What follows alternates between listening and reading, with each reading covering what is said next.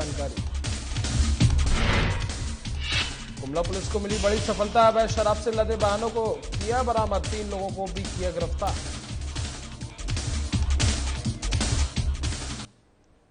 और खबरों की शुरुआत करेंगे मुख्यमंत्री हेमंत सोरेन की अध्यक्षता में कल जो बैठक हुई टीएसी की, वो बहुत महत्वपूर्ण बैठक रही। ऐसे में टीएसी की बैठक में आदिवासियों की जमीन पर अवैध तरीके से हुए कब्जे समेत जनजातीय हितों से लड़े अन्य मसलों पर गंभीरता से मंथन किया गया है, जिसमें आदिवासी जमीन पर कब्जे की पड़ताल के लिए एक उप समिति का भी गठन किया गया। विधायक स्टीफन मराडी, चमरालिंडा, बंधु तिर्की और दीपक बिरुआ की यह समिति आदिवासी जमीन पर कब्जा की न सिर्फ जांच करेगी बल्कि आदिवासी जमीन का हस्तांतरण कैसे रुके इस पर भी अपनी रिपोर्ट टीएससी को सौंपेगी। मुख्यमंत्री हेमंत सोरेन की अध्यक्षता में हुई बैठक में बीजेपी विधायकों की ने दूरी बनाई और वो शामिल नहीं हुए।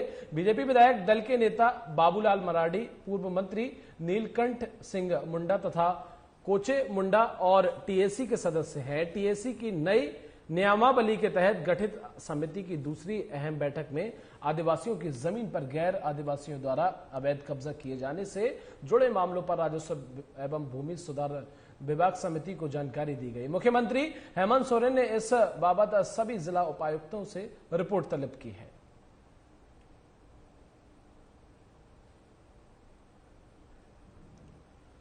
तो मुख्यमंत्री हेमंत सोरेन की अध्यक्षता में जो बैठक हुई वो साफ तौर पर संपन्न हुई। इस बैठक में बीजेपी के कोई भी विधायक शामिल नहीं हुए। तो टीएसी की ये दूसरी बैठक थी जो संपन्न हुई। मुख्यमंत्री हेमंत सोरेन की अध्यक्षता में ये बैठक हुई। बीजेपी के फिलहाल इस बैठक में कोई भी विधायक शामिल नहीं हुए। आदिवासियों की समस्याओं को लेकर ये बैठक की गई। उधर मुख्यमंत्री श्री हेमंत सोरेन आज झारखंड के सभी जिलों के लिए राजधानी रांची से टीका एक्सप्रेस को हरी झंडी दिखाएंगे। बता दें कि झारखंड के सभी जिलों में कोविड के टीके लगाने एवं इसका जागरूकता फैलाने के लिए 60 मोबाइल वैक्सीनेशन वैन तैयार किए गए हैं। ये पिक एक्सप्रेस जिले के सभी क्षेत्रों तक, गांव-गांव तक जाएंगे, जहां लोगों को वैक्सीन लगाने का काम करेंगे और टीकाकरण को लेकर ये जागरूकता फैलाएंगे। बता दें कि कोविड-19 के रोकथाम के लिए फिलहाल टीकाकरण ही एकमात्र ऐसा रास्ता है और यही वजह है कि तमाम सरकारें अपनी तरफ से टीकाकरण को रफ्तार देने के लिए काम कर रही हैं। इसी कड़ी में झारखंड में आज मोबाइल वैक्सीनेशन वाहन पूरे राज्यों में भेजा जाएगा, जिसे मुख्यमंत्री हेमंत सोरेन हरी झंडी दिखाएंगे। तो वाहनों के द्वारा वैक्सीनेशन की जाएगी और मुख्यमंत्री हेमंत सोरेन जो है इसे हरी झंडी दिखाएंगे। नवीन शर्मा वरिष्ठ संवाददाता फोन लाइन पर हमारे साथ जुड़ गए। नवीन, चूंकि हर राज्य में लगातार हर राज्य की सरकारें ये काम कर रही है, वैक्सीनेशन लगवाने पर जोर दिया जा रहा है, ऐसे में झारखंड सरकार ने भी मन बना लिया, तय कर लिया और आज वो वाहनों को हरी झंडी दिखाने वाले हैं झारखंड के सीएम और इन वाहनों के द्वारा ही वैक्सीनेशन की प्रक्रिया की जाएगी। क्या कुछ अपडेट? लगातार कोशिश की जा रही है कि वैक्सीनेशन अभियान को तेज किया जाए और यही वजह है कि तमाम सरकारें अपने अपने तरफ से काम कर रही है वैक्सीनेशन को लेकर। झारखंड में भी बड़े स्तर पर अब वैक्सीनेशन अभियान चलाया जा रहा है और इसी का ये हिस्सा है कि आज पूरे झारखंड के लिए यानी जो तमाम जिले हैं उन जिलों के लिए 60 वैक्सीनेशन वाहनों को तैयार किया गया है, जिसे मुख्यमंत्री हेमंत सोरेन आज हरी झंडी दिखाएंगे। ये जो वैक्सीनेशन है ये मोबाइल वैक्सीनेशन होगा। इसका काम होगा कि वो इंटायर क्षेत्र में भी जाएंगे, जहां जाकर के वो वैक्सीनेशन करेंगे लोगों के बीच। और जो वैक्सीनेशन को लेकर के जो अभी भी लोग जागरूक नहीं है तो उन्हें जागरूक करने का काम भी ये वैक्सीनेशन वाहन करेगी। तो निश्चित तौर पे आज वैक्सीनेशन वाहन की शुरुआत हो रही है और ये मोबाइल वैक्सीनेशन वाहन को मुख्यमंत्री हेमंत सोरेन हरी झंडी दिखाएंगे।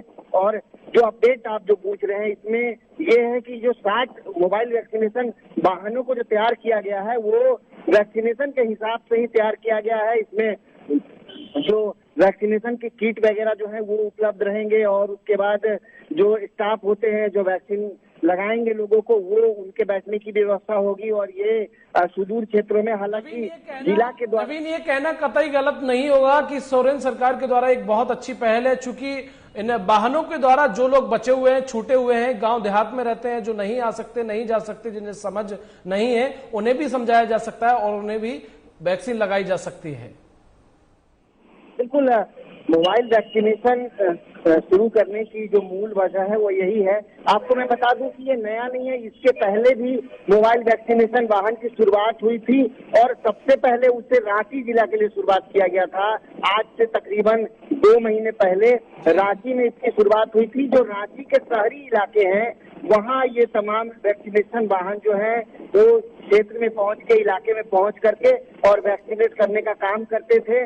जहां पर 20 लोग वैक्सीन लेने वाले हों तो आप बकायदा इसके टोल फ्री नंबर पर फोन करके और वाहन को आप अपने मोहल्ले में, अपने गली में बुला सकते थे और यहाँ पहुंचकर वो वैक्सीनेशन वाहन जो है लोगों को वैक्सीनेट करती थी। तो चलिए, बिल्कुल नवीन, बिल्कुल आपने बहुत अहम जानकारी दी और अपने आप में एक बहुत अच्छी पहल है ये हेमंत सोरेन सरकार की। फिलहाल के लिए आपका बहुत बहुत शुक्रिया। और इसी बीच रांची से बड़ी खबर आपको बता दें, और इसी बीच झारखंड की रांची से बड़ी खबर आपको बताएंगे। बड़ी खबर आपको रांची से बता रहा है, यहाँ पर सीएम हेमंत सोरेन करेंगे योजनाओं की समीक्षा बैठक। बड़ी खबर आपको बता रहा है, सीएम हेमंत सोरेन करेंगे समीक्षा बैठक।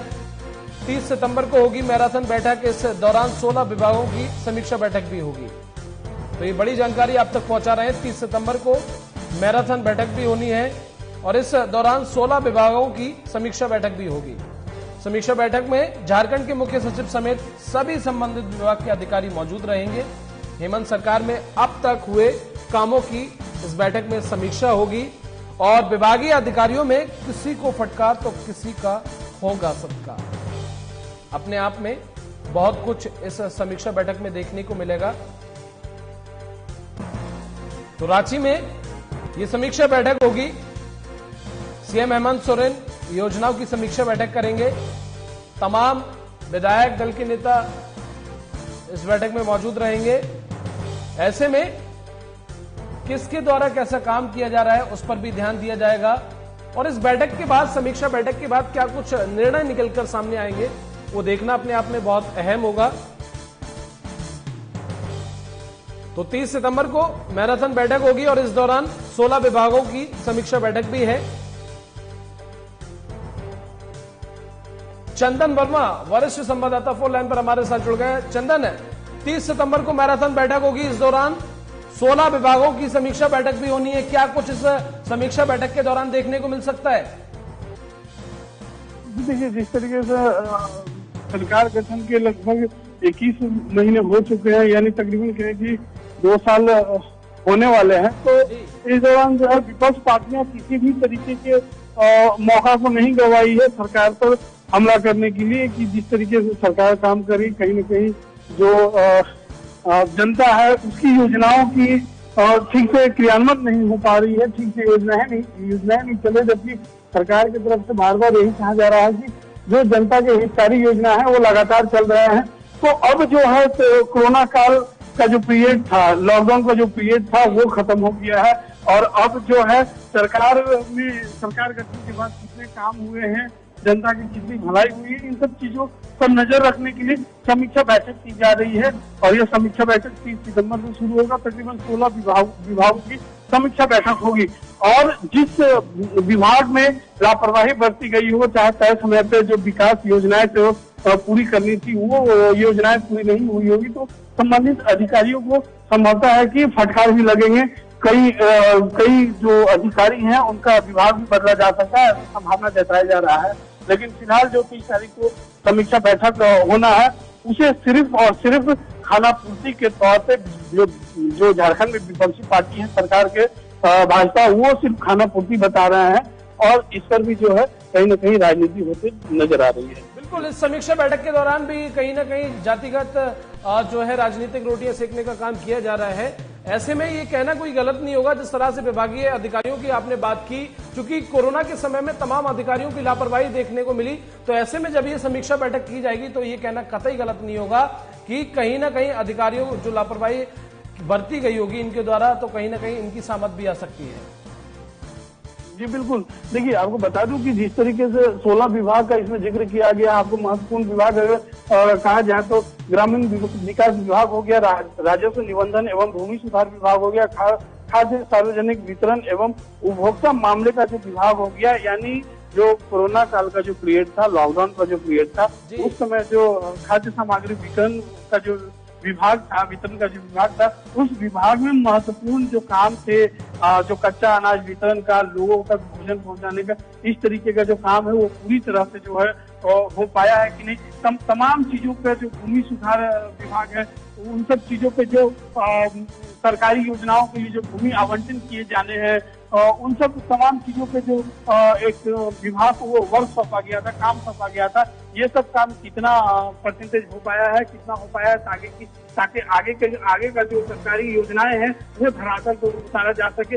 इन सब चीजों में गड़बड़ी या फिर कमी को पकड़ने के लिए यह समीक्षा बैठक की जा रही है और इसे एक मैराथन बैठक के रूप में लिया जाएगा, क्योंकि यह समीक्षा बैठक जो है 30 सितंबर से शुरू होगा और लगातार ये चलता रहेगा। तो एक तरह से कहें कि जिस विभाग में भी अगर गड़बड़ी नजर आई तो उस विभाग के अधिकारियों पर गाज गिर सकती है, विभाग के अधिकारी बदले जा सकते हैं। चलिए, तमाम जानकारी के लिए बहुत बहुत शुक्रिया चंदन आपका। और खबरों में आगे बढ़ेंगे। जातिगत जनगणना को लेकर झारखंड से प्रतिनिधिमंडल गृह मंत्री अमित शाह से मुलाकात करने दिल्ली पहुंचा था, जिसमें कांग्रेस के प्रदेश अध्यक्ष राजेश ठाकुर भी शामिल हुए। लिहाजा राजेश ठाकुर सोमवार की दिल्ली से रांची पहुंचे, आपको बता दें, और दिल्ली से लौटने के बाद मीडिया से बातचीत भी करते हुए उन्होंने गृह मंत्री अमित शाह से मुलाकात को पॉजिटिव बताया। साथ ही उन्होंने कहा कि यह भी कहा कि जब केंद्र सरकार ने पहले ही कोर्ट में हलफनामा दायर कर ये बात साफ कर दी थी, जातिगत जनगणना कराना देश में अभी संभव नहीं है, इसके बावजूद भी उन्होंने झारखंड से गए प्रतिनिधि मंडल से मुलाकात की और कहीं ना कहीं हामी भी भरी, तो इसके पॉजिटिव परिणाम जरूर देखने को मिल सकते हैं। हालांकि जेएमएम के केंद्रीय महासचिव सुप्रियो भट्टाचार्य ने इस मुलाकात को बहुत प्रभावी या पॉजिटिव नहीं बताया है। उन्होंने कहा है कि केंद्र सरकार की ये मंशा ही नहीं है कि वो जातिगत जनगणना कराए। दरअसल प्रधानमंत्री मोदी ओबीसी को केवल वोट बैंक ही समझते हैं। तो साफ तौर पर जिस तरह से जातिगत जनगणना को लेकर लगातार जो मामला है तूल पकड़ता जा रहा है। देखिए, हम इसलिए इसको पॉजिटिव मानते हैं कि जब केंद्र सरकार ने हलफनामा दायर कर दिया था कि जातिगत जनगणना करना मुश्किल काम है, एडमिनिस्ट्रेटिव प्रशासनिक दृष्टिकोण से बहुत मुश्किल है, उसके बावजूद हम लोगों को अमित शाह जी जो गृह मंत्री हैं उन्होंने समय दिया, तो कुछ सोच के ही उन्होंने दिया होगा। और हम लोग मिले हैं, वो अपनी कठिनाई बताए। हम लोगों ने कहा कि हमारी कठिनाई ये है कि हम जनता को रिप्रेजेंट करते हैं झारखंड में और उसको विधानसभा में पारित कराए हैं, तो ऐसे में हम सबों का दायित्व है कि जो जातीय जनगणना हो।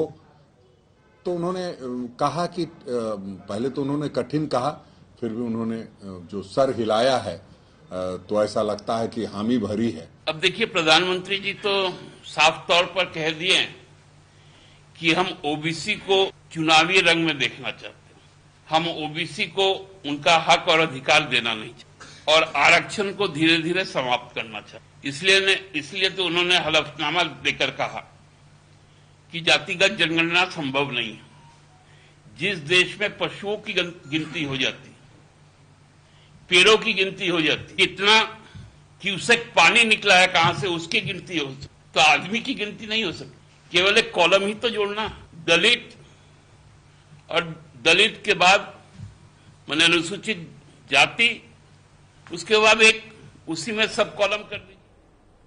और देवघर बाबा नगरी के लोगों को भारतीय रेलवे की तरफ से जसीडीह पुणे ट्रेन की सौगात मिली है। केंद्रीय रेल मंत्री अश्विनी वैष्णव ने वीडियो कॉन्फ्रेंसिंग के माध्यम से हरी झंडी दिखाकर जसीडीह स्टेशन से रवाना किया। इस मौके पर गोड्डा सांसद निशिकांत दुबे, विधायक नारायण दास मौजूद थे।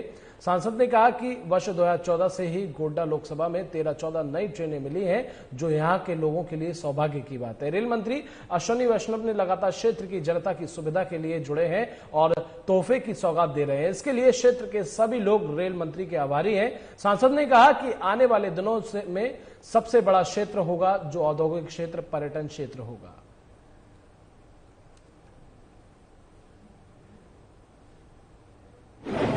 मैं हमेशा बोलता हूँ 2009 से जब से गोड्डा के सांसद आदरणीय निशिकांत दुबे बने हैं, विकास एक आकार ले रहा है और वो साकार भी हो रहा है। हृदय से इनको साधुवाद और विकास के पथ पर ऐसे ही आगे बढ़ते रहें। और जिस बात को इन्होंने कहा, देश के प्रधानमंत्री की जो सोच है, उनके जन्मदिन के अवसर पर और लगातार 5 दिनों तक इसी कार्यक्रम में रेल मंत्री के द्वारा संथालकुंडा प्रमंडल, खास करके गोड्डा लोकसभा में इतना विकास का और इसी पटरी पर ट्रेनों का परिचालन होना अपनी ओर से सुखद बात है। लेकिन इसके पहले यदि आप देखेंगे तो ट्रेन, चाहे छोटे ट्रेन हो, बड़े ट्रेन हो, पैसेंजर ट्रेन हो, मोदी जी के आने के बाद 2014 के बाद मेरे लोकसभा में मुझे लगता है कि कम से कम नहीं कुछ तो हमने 13 से 14 ट्रेन जो है अभी तक दे दिया है। नया ट्रेन, जो पुरानी ट्रेन है वो तो पुरानी ट्रेन चलेंगे, और पैसेंजर की सुविधाओं का DEMU train, EMU train, MEMU train यदि आप देखेंगे तो उसकी तो एक भरमार है। जैसे गोड्डा से ही आप समझिए कि 4 तो लोकल ट्रेन चालू हो गई, जिसको कि हम फ्लैग ऑफ करने के। उधर पटना में योजना एवं विकास मंत्री विजेंद्र यादव ने मीडिया से बातचीत की और कहा कि बिहार सरकार बीते कई सालों से राज्य के लिए विशेष दर्जे की मांग कर रही है। मांग करते करते करीब 7 साल से 8 साल हो गए, लेकिन केंद्र सरकार इस ओर कोई ध्यान नहीं दे पा रही है। इधर कई सालों से बिहार को स्पेशल स्टेटस देने की डिमांड करते करते नीतीश सरकार भी थक चुकी है, लिहाजा थक हार कर अब इस डिमांड से अपने आप को अलग कर लिया है। विशेष राज्य का दर्जा का मांग करते करते हम लोगों ने क्या कहते हैं कमेटी भी गठन हुआ, उसने भी रिपोर्ट लिया, लेकिन इसके बाद भी कोई नतीजा नहीं निकला। तब कितनी मांग की जाए? नहीं, विपक्ष कहता रहा है कि हम लोगों ने सर्वसम्मति से वो किया था, तो अब विपक्ष क्या कहता है? हम लोग जो एक सरकार में हैं, तो मांग की एक सीमा न होगी। 7-8 साल तक लगातार मांग कर भी की, तब कितने दिन अनवरत यही किया जाए, अपना काम कर रहे हैं। उधर रांची में कांग्रेस विधायक बंधु तिर्की ने प्रेस कॉन्फ्रेंस को संबोधित किया है। इस प्रेस कॉन्फ्रेंस में उन्होंने कहा कि मंडल अंतर्गत के चानो प्रखंड के सिलागाई के एकलव्य विद्यालय निर्माण को लेकर कई दिनों से सामाजिक संगठन द्वारा किए जा रहे विरोध पर उन्होंने बताया कि ये भारत सरकार की योजना है और ये एकलव्य विद्यालय अंग्रेजी माध्यम से खोला जाना है। ये विद्यालय केवल आदिवासी बच्चों के लिए और यहाँ निःशुल्क पढ़ाई होगी। वहीं उन्होंने बताया कि 2018 में ही एकलव्य विद्यालय निर्माण के लिए जगह चिन्हित की गई थी। आगे उन्होंने कहा कि जब स्थान चिन्हित होने के बाद भी स्थानीय संगठन और स्थानीय लोग इसका विरोध कर रहे हैं, जिसका प्रभाव विद्यालय निर्माण के कार्य पर पड़ेगा। इसके लिए बेहतर होगा कि स्थानीय लोग और संगठन बैठक कर तय करें कि स्कूल निर्माण होना है या नहीं। आगामी 19 तारीख को जिला प्रशासन द्वारा दोनों पक्ष के साथ बैठक बुलाई गई। इसके साथ ही उन्होंने बात करते हल निकाला और निकालते हुए उन्होंने आदिवासी के हित में फैसला लेने की बात कही।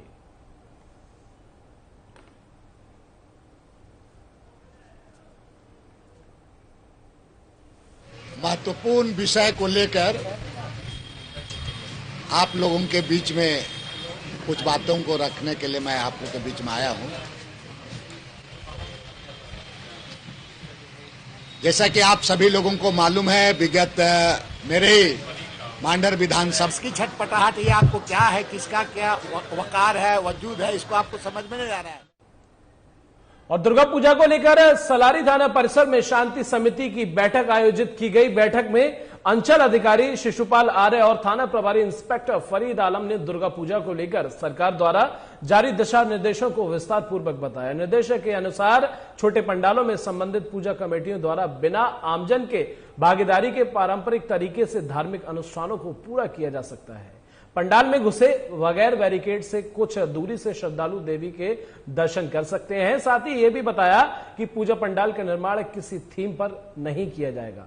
प्रतिमा का आकार 5 फीट से ऊंचा नहीं होना चाहिए। बैठक में जिप सदस्य अब्दुल्ला अंसारी, अरुण कुमार सिंह समेत कई लोग मौजूद रहे।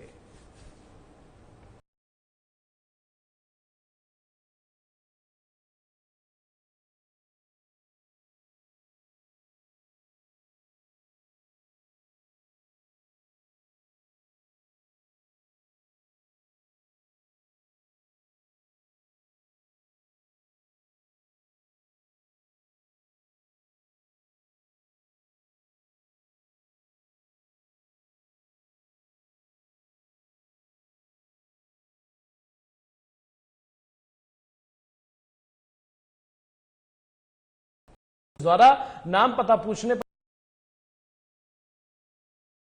व्यक्ति ने अपना नाम जिग्नुस आइंद बताया है। पुलिस ने तलाशी लेने पर एक मोबाइल, 2 PLFI उग्रवादी के पर्चा एवं एक बाइक बरामद की है।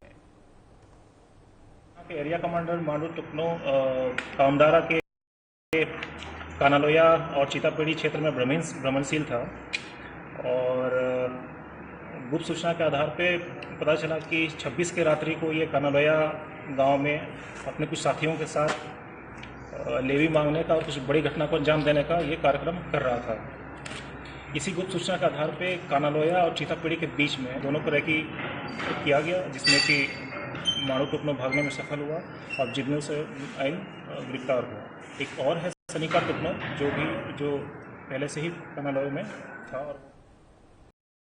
और गुमला के कामडारा पुलिस ने वाहन जांच अभियान के दौरान अवैध शराब से लदे वाहनों को जब्त किया। साथ ही पुलिस ने 3 लोगों को गिरफ्तार भी किया है। बसिया SDPO विकास आनंद लागुरी ने प्रेस कॉन्फ्रेंस कर बताया कि पुलिस को गुप्त सूचना मिली कि जमशेदपुर से अवैध शराब लोड कर सिमडेगा ले जाया जा रहा है। इस सूचना के आधार पर कामडारा थाना क्षेत्र अंतर्गत मुर्गा में जांच अभियान चलाया गया। इसी क्रम में रेकी कर रहे एक i20 कार और एक पिकअप के डाला में सब्जी ट्रे के नीचे शराब की पेटी रखी हुई थी।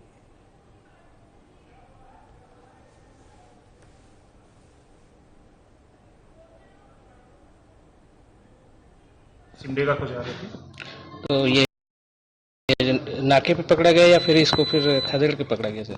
ये लगभग मुर्गा जो गांव है वहाँ हमारा नाका भी है, तो नाका में इसको पकड़ा गया।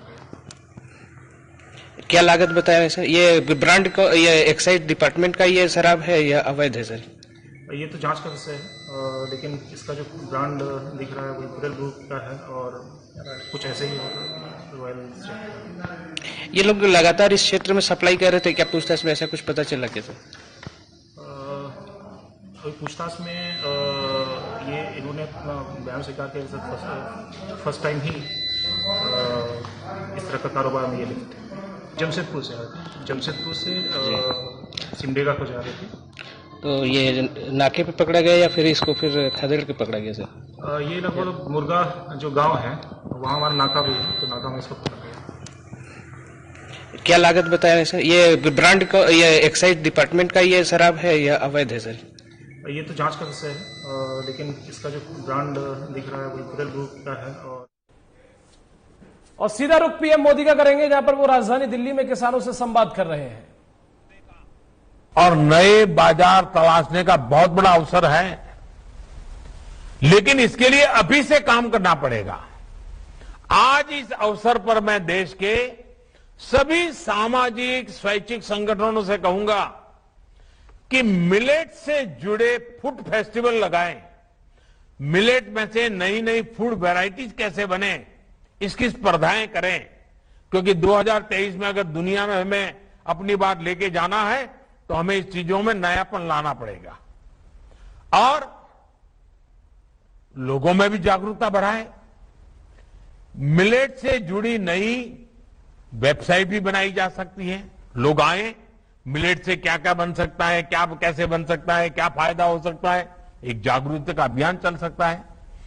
मैं मानता हूं कि इसके फायदे क्या होते हैं, इससे जुड़ी रोचक जानकारी हम इस वेबसाइट पर रख सकते हैं ताकि लोग उसके साथ जुड़ सकते हैं।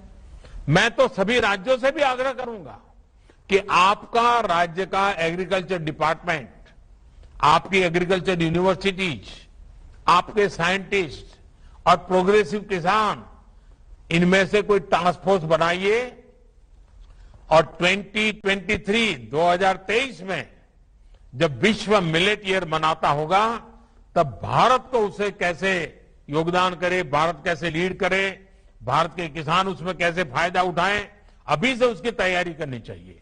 साथियों, साइंस और रिसर्च के समाधानों से अब मिलेट्स और अन्य अनाजों को और विकसित करना बहुत जरूरी है। मकसद ये कि देश के अलग अलग हिस्सों में अलग अलग जरूरतों के हिसाब से उन्हें उगाया जा सके। आज जिन क्रॉप्स की वैरायटी लॉन्च हुई है उनमें इन प्रयासों की झलक भी हमें दिख रही है। मुझे ये भी बताया गया है कि इस समय देश में 150 से अधिक क्लस्टर्स में वहां की परिस्थितियों के मुताबिक कृषि तकनीकों पर प्रयोग चल रहे हैं।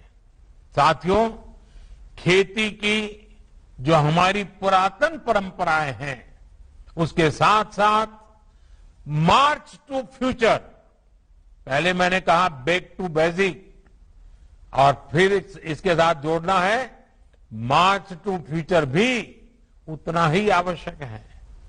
फ्यूचर की जब हम बात करते हैं तो उसके मूल में आधुनिक टेक्नोलॉजी है, खेती के नए औजार है, आधुनिक कृषि मशीनों और उपकरणों को बढ़ावा देने का प्रयासों का परिणाम आज दिख रहा है। आने वाला समय स्मार्ट मशीनों का है, स्मार्ट उपकरणों का है। देश में पहली बार गांव की प्रॉपर्टी के दस्तावेज तैयार करने में ड्रोन की भूमिका हम देख रहे हैं। तो पीएम नरेंद्र मोदी को आप सुन रहे थे, जो साफ तौर पर किसानों से संवाद कर रहे थे, किसानों को बहुत सारी योजनाएं बता रहे थे, एग्रीकल्चर से जुड़ी बहुत सारी बातें साझा की। फिलहाल के लिए बुलेटिन में बस इतना ही। नमस्कार।